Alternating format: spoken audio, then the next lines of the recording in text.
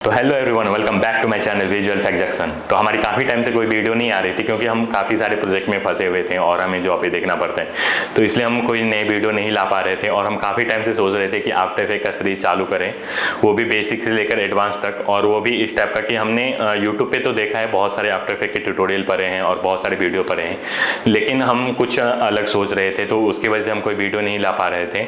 तो अब हमारा आफ्टर इफेक्ट का जो सीरीज है वो स्टार्ट हो चुका है, जिसमें हम आपको बेसिक से लेकर एडवांस तक आपको लेके जाएंगे कि रोटो कैसे होता है, क्लीन प्लेट कैसे होता है, वायर रिमूव, यानी A to Z जो भी VFX इंडस्ट्री में यूज़ होता है या आप यूज़ करेंगे अपने प्रोजेक्ट के लिए, वो सब हम आपको इसमें सिखाएंगे। तो आज का जो हमारा वीडियो है वो हमारा इंटरफेस के बारे में है कि आफ्टर इफेक्ट का इंटरफेस क्या है, और कंपोजिशन भी इसमें हम कवर करेंगे कि कंपोजिशन क्या होता है, कंपोजिशन का सेटिंग और कंपोजिशन हम कैसे क्रिएट करते हैं। अगर आप आफ्टर इफेक्ट सीखना चाहते हैं तो आप ये जो सीरीज है इसको आप कंप्लीटली फॉलो कीजिए, कोई भी इसमें से चैप्टर मिस ना करें। अगर आप कोई भी चैप्टर मिस करते हैं तो आपको वो समझ में नहीं आएगी। अगर आप इंटरमीडिएट हैं तो आप पहले के 2-3 चैप्टर आप स्किप कर सकते हैं। अगर आप बिगनर हैं तो आप इसको जरूर फॉलो करें। तो चलिए हम वीडियो शुरू करते हैं।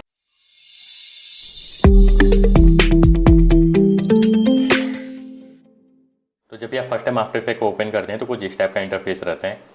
यहाँ पर आपको मिलता है न्यू प्रोजेक्ट, और यहाँ पर एक और ऑप्शन मिलता है ओपन प्रोजेक्ट। न्यू प्रोजेक्ट से आप यहाँ पे न्यू प्रोजेक्ट ले सकते हैं, और ओपन प्रोजेक्ट से आप यहाँ पे कोई भी प्रोजेक्ट को ओपन कर सकते हैं। उसके बाद फिर यहाँ पर हमारे रिसेंट फाइल दिखाता है, जो हमने रिसेंट में काम किया रहता है तो उसका मुझे फाइल दिखाता है। तो अभी हमने रिसेंट में इसमें कुछ भी काम नहीं किया है, तो इसलिए मेरा यहाँ पे एक कुछ भी नहीं दिखा रहा है। यहाँ पे क्रिएट न्यू करके है, यहाँ से हम नया प्रोजेक्ट क्रिएट कर सकते हैं। ठीक है, अगर आपका पुराना वाला वर्जन है जैसे CS3 या फिर CS6 सब है, तो उसमें फिर इस टाइप का इंटरफेस रहता है। तो सबसे पहले हम यहाँ पर देखते हैं, यहाँ पर हमारा जो सॉफ्टवेयर है उसका नाम लिखा हुआ है और कौन सा वर्जन है वो भी दिखा रहा है, और यहाँ पर हमारा प्रोजेक्ट का नाम क्या है वो भी यहाँ पर दिखा रहा है। उसके बाद फिर यहाँ पर सॉफ्टवेयर का लोगो है। उसके बाद नीचे हमारा file menu, edit menu, composition, layer, ये सब मेन्यू है, इसको हम मेन्यू बार बोलते हैं। उसके बाद फिर हमारे यहाँ पे कुछ टूल हैं जिसको हम टूल बार बोलते हैं। उसके बाद फिर यहाँ पर हम जो भी फुटेज पे काम करेंगे या जो भी मुझे इंपोर्ट करना रहेगा वो सब हमारे यहीं पे इंपोर्ट होगा फुटेज, इसको हम एक्चुअली डंप एरिया बोलते हैं। और यहाँ पर हमारा है कंपोजिशन पैनल, यहाँ पर आप जो भी काम करेंगे वो हमारा कैसा एनिमेशन हो रहा है या कैसा कलर करेक्शन हो रहा है या जो भी हम उसमें काम करेंगे वो सब हमारे यहीं पे दिखाएगा। उसके बाद फिर हमारे यहाँ पर बहुत सारे पैनल दिए हुए हैं, जैसे ऑडियो का पैनल है, यहाँ से आप ऑडियो का कंट्रोल कर सकते हैं। उसके बाद फिर इफेक्ट सेट है, यहाँ पर बहुत सारे पैनल है, इसके बारे में भी हम आगे बात करेंगे। इसमें एक नया जो पैनल ऐड हुआ है वो है कंटेंट अवेयर फील करके।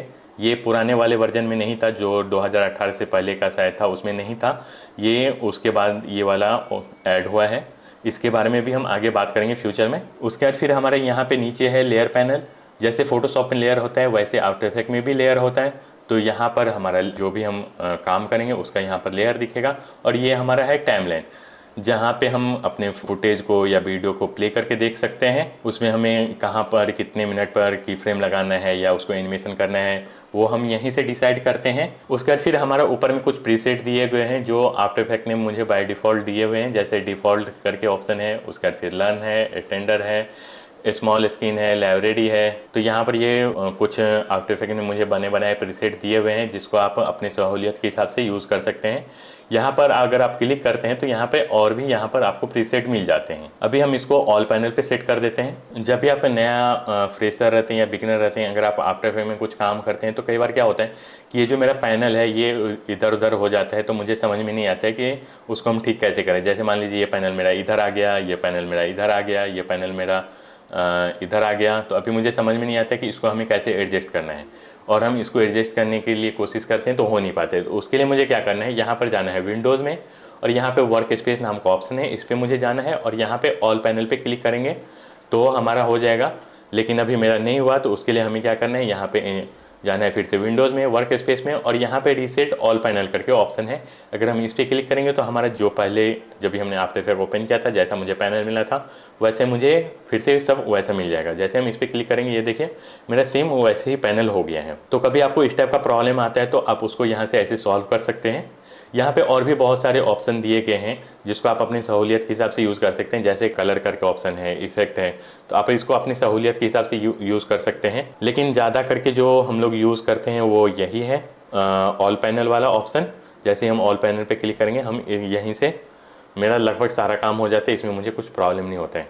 अगर आपको अपनी सहूलियत के हिसाब से रखना है तो आप यहाँ से रख सकते हैं। उसके बाद यहाँ पे नीचे में और भी कुछ ऑप्शन है जिसको आप यहाँ पे क्लिक करके हाइड अनहाइड कर सकते हैं। जैसे मान लीजिए मेरा यहाँ पे टाइमलाइन है, अगर इसको मुझे हाइड करना है तो यहाँ पे टाइमलाइन पे क्लिक करेंगे तो ये मेरा टाइमलाइन हाइड हो गया। अगर मुझे उसे फिर से लाना है तो यहाँ पर हम टाइमलाइन पे क्लिक करेंगे तो ये मेरा आ जाएगा।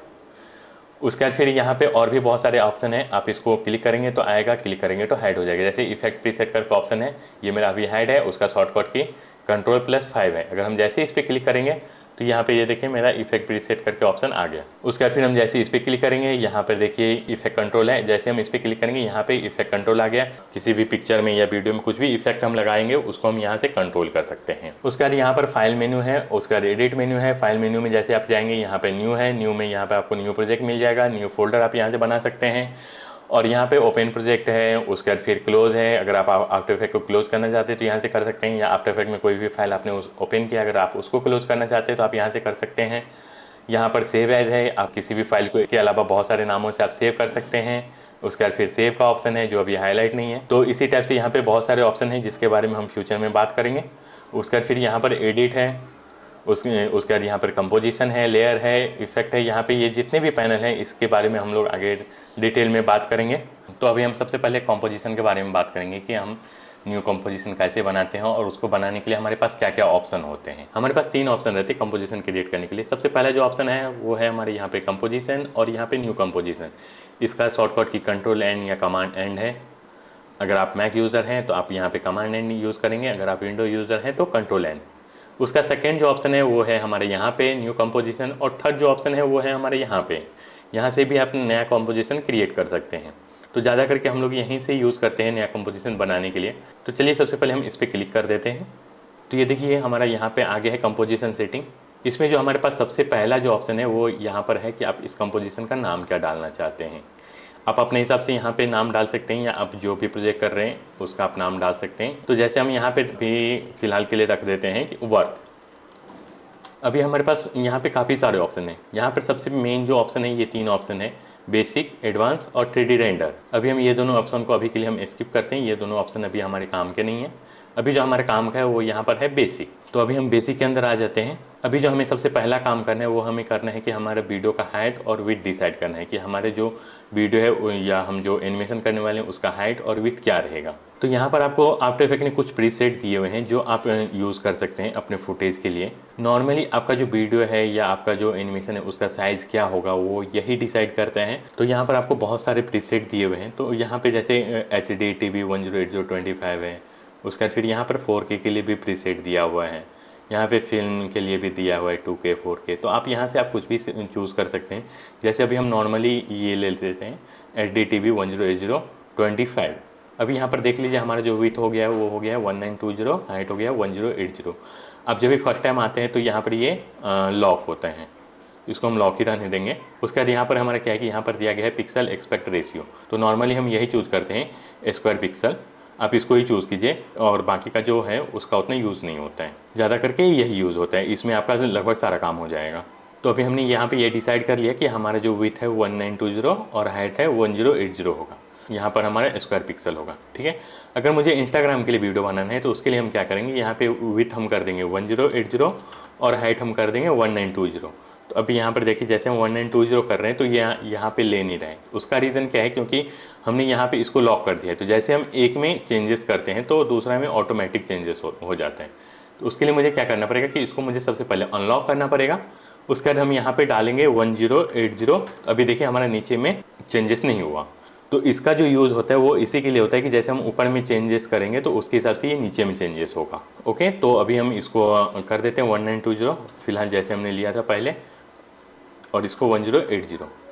उसका जो अभी हमारा अगला ऑप्शन है वो हमारा है फ्रेम रेट। तो फ्रेम यहाँ पर 25 है। इसका मतलब क्या होता है कि जैसे आपका 1 सेकंड का जो वीडियो है उसमें आपका होगा 25 फ्रेम, यानी कि उसमें 25 इमेज होगा। आप ये समझ लीजिए जैसे आप कोई कैमरे से वीडियो शूट करते हैं या आप किसी के मुंह से सुनते होंगे कि ये 25 फ्रेम है, तो उसका मतलब ये होता है कि 1 सेकंड का जो वीडियो रहता है उसमें 25 इमेज रहते हैं, जिसको मिला के वो 1 सेकंड का वीडियो बनता है। वो ऐसे सीक्वेंस में रहता है तो आपको लगता है कि वो एक्चुअली वीडियो प्ले हो रहा है, जबकि वो एक्चुअली में वो फुटेज ही रहते हैं। तो हम मेनली वही चीज़ यहाँ पे डिसाइड करते हैं फ्रेम रेट। तो हम इसको नॉर्मली 24 या 25 ही रखते हैं। इंडस्ट्री स्टैंडर्ड 24 माना जाता है। उसका यहाँ पर है रेजुलेशन, इसको आप कुछ भी रखेंगे उससे कुछ फ़र्क नहीं पड़ता है। आपको यहाँ पर जो कंपोजिशन रहेगा उसमें देखने के लिए आप इसका यूज़ होगा।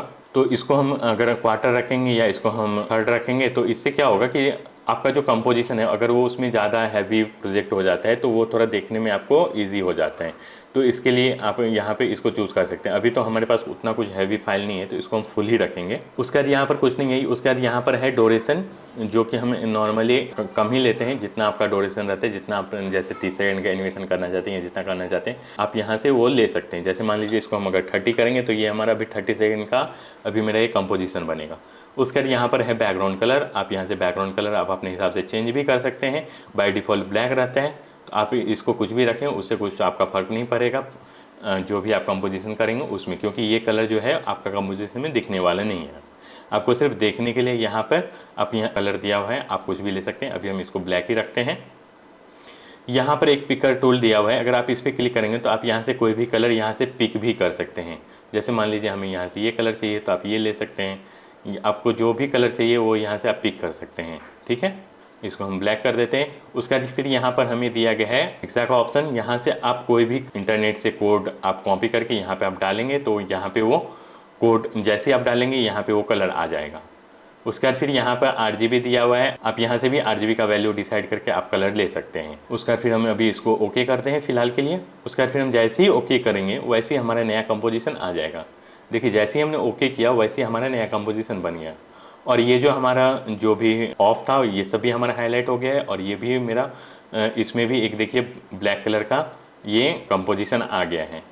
उसके बाद यहाँ पे देखिए यहाँ पे भी हमारे एक फाइल आ गया है, इसको हम कंपोजिशन बोलते हैं। तो आपको किसी भी फाइल में इस टाइप का लोगो मिले समझिए कि वो कंपोजिशन है। अभी हम चाहे तो इसमें कुछ भी काम कर सकते हैं। जैसे मान लीजिए अभी मुझे इसमें कुछ शेप बनाना है तो आप यहाँ से ये क्लिक कीजिए और यहाँ पे आप जैसे ही क्लिक करेंगे वहाँ पे देखिए एक शेप बन गया। उसका यहाँ पे लेयर में इस नाम भी आ गया कि ये शेप है और इसका जो नाम है वो शेप लेयर 1 है। उसके बाद फिर इसके नीचे कुछ प्रॉपर्टी है, इसके बारे में भी हम आगे बात करेंगे। उसके बाद फिर जैसे मान लीजिए इसमें हमें कुछ लिखना है, जैसे मान लीजिए यहाँ पे हम कुछ भी लिखते हैं तो यहाँ पे हम लिख सकते हैं इसको। उसके बाद अगर मान लीजिए मुझे इसका कंपोजिशन का अगर सेटिंग चेंज करना है तो उसके लिए हमें क्या करना पड़ेगा, इस पर कंपोजिशन पे राइट क्लिक करेंगे और कंपोजिशन सेटिंग पे जैसे ही हम क्लिक करेंगे तो यहाँ पे हम आ जाएंगे। यहाँ से हम कुछ चेंज कर सकते हैं। अगर मुझे इसको 4K रखना है तो यहाँ पे हम 4K ले लेंगे तो यहाँ पे ये 4K आ जाएगा। अगर मुझे HD रखना है तो यहाँ पे HD लेंगे, अगर 2K रखना है तो हम 2K ले लेंगे। ठीक है, अभी हम इसको HD ही रहने देते हैं। उसका हम जैसे ही ओके करेंगे तो ये देखिए मेरा ये आ गया है। इसको हम एक और तरीका से इसका हम सेटिंग चेंज कर सकते हैं। उसके लिए मुझे यहाँ पे जाना पड़ेगा कंपोजिशन में और यहाँ पे कंपोजिशन सेटिंग है, इसका शॉर्टकट की है Ctrl+M या Command+M। अब जैसे ही इस पर क्लिक करेंगे फिर देखिए हमारा वही सेटिंग आ गया है, आप इसको यहाँ से चेंज कर सकते हैं। तो अभी मुझे इसमें जैसे मान लीजिए इसको हम कर देते हैं 2K, अगर हम इसको ओके करेंगे तो ये ओके हो जाएगा। अभी ये जो हमारा कंपोजिशन है ये हमारा 2K का कंपोजिशन हो गया है। उसका देखिए जैसे हमने यहाँ पे एक कंपोजिशन क्रिएट किया, जैसे आप इस पर क्लिक करेंगे वैसे यहाँ पर आपको इसका प्रॉपर्टी दिखाएगा कि इसका जो साइज़ है वो क्या है, उसके बाद फिर इसका जो फ्रेम रेट है वो क्या है, वो सब आपको यहाँ पर सब शो करेगा। ठीक है, अगर आपको चाहिए यहाँ पर और भी आपको कंपोजिशन बनाना है तो वो भी आप बना सकते हैं। उसके लिए आपको यहाँ पे फिर से क्लिक करना है। उसके बाद फिर यहाँ पर आपको नाम देना है, जैसे हम यहाँ पे देते हैं 2, यहाँ पे हम लिखते हैं COMP। उसके बाद फिर आप यहाँ से आप जो प्रीसेट लेना है वो आप ले सकते हैं। अगर आपको अपने हिसाब से रखना है तो आप यहाँ पर आप इसका विड्थ और हाइट भी आप यहाँ पे डाल सकते हैं। अगर आप अपने हिसाब से विड्थ और हाइट डालेंगे तो आप कोशिश कीजिएगा कि ये कोशिश नहीं करना है, इसको ऑफ ही रखना है। ठीक है, उसके बाद यहाँ पे स्क्वायर पिक्सल रखना है, यहाँ पे आपको जो फ्रेम रेट जितना रखना है आप उतना रख सकते हैं। उसके बाद फिर यहाँ पे रेजुलेशन आप अपने हिसाब से रख लीजिए, फुल करना है या क्वार्टर करना है, ये सिर्फ देखने पर्पज से होता है। उसके बाद यहाँ पे आप उसका ड्यूरेशन दे दीजिए, यहाँ पे कलर आप ब्लैक ही रखिए। उसके बाद ओके कर दीजिए। ये मेरा देखिए सेकंड वाला कॉम्प आ गया है, ये मेरा अलग है, ये मेरा अलग है। यहाँ पे ये देखिए ये मेरा अलग कॉम्प है और ये मेरा अलग कॉम्प है। अगर इसी कॉम्प में अगर हम दूसरा भी कॉम्प लाना चाहते हैं तो वो भी हम लेके आ सकते हैं। जैसे मान लीजिए अभी ये मेरा वर्क में ये कॉम्प 2 हम लेके आना चाहते हैं तो वो हम लेके आ सकते हैं। अभी इसमें यहाँ पे देखिए, यहाँ पे कई बार आपको क्या होगा कि यहाँ पे ये जो मैसेज है वो आता है, इसका मतलब है कि हमारा कैप्स लॉक ऑन है। अगर आपका कैप्स लॉक ऑन रहेगा तो इस टाइप का आपको ये वार्निंग आएगा। तो आप जब भी आफ्टर इफेक्ट यूज़ करते हैं तो उसमें आप कैप्स लॉक ऑफ करके रखें। ठीक है, उसके बाद फिर यहाँ पे जैसे ही आप लेयर पैनल में आएंगे तो जैसे हमने अभी ये कंपोजिशन ओपन किया, यहाँ पे देखिए एक एरो का निशान है। अगर आप इस पर क्लिक करेंगे तो यहाँ पे और भी ऑप्शन है जिसके बारे में हम नेक्स्ट चैप्टर में बात करेंगे। तो आज हमने जो बात किया वो हमने इंटरफेस और कंपोजिशन पैनल के बारे में बात किया, और हमारा अगला वीडियो जो है वो इससे अगला चैप्टर पे रहेगा। जो आज का ये वीडियो था ये आपको कैसा लगा आप हमें कमेंट करके जरूर बताएं। ये वीडियो आप अपने दोस्तों के साथ शेयर करें ताकि अगर वो भी अगर बेसिक से लेकर एडवांस आफ्टर इफेक्ट्स सीखना चाहते हैं तो वो भी सीख सकते हैं। ये तो हमारा पहला वीडियो था। तो चलिए मिलते हैं किसी और वीडियो में, तब तक के लिए जय हिंद।